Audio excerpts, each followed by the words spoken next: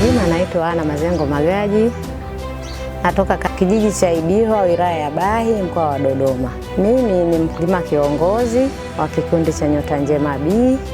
Wakati bado hatujakutana na shirika la Hand in Hand, tulikuwa na kikundi na vikundi ambavyo tumeviweka kwa ajili ya kuweka akiba, ambavyo tunaita vikundi vya kununua hisa. Kwa hiyo tulikuwa tukinunua hisa, tuna mzunguko wa mwaka mmoja.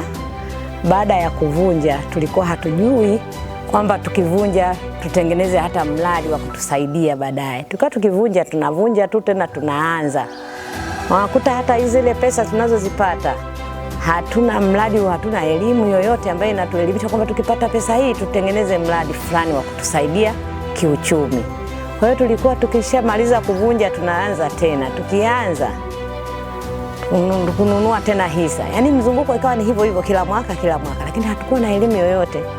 Baada ya kukutana na Hand in Hand, wametuelimisha habari ya ujasiriamali. Kwa kweli tuliipokea na tulifurahi, na mpaka sasa hivi tunafurahi sana baada ya kupata hii elimu ya ujasiriamali.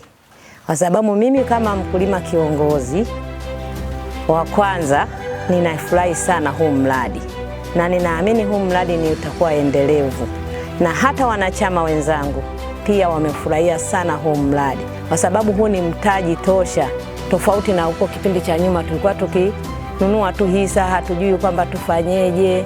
Lakini sasa hivi hata umetupa hamasa kwamba hata nikivunja hata mwaka huu au tukivunja mwaka huu, sisi wenyewe tunaweza tukaongezea pale Hand in Hand walipo tuonyesha njia. Hatutachezea tena pesa kama ambavyo tulivyokuwa tunachezea kipindi cha nyuma.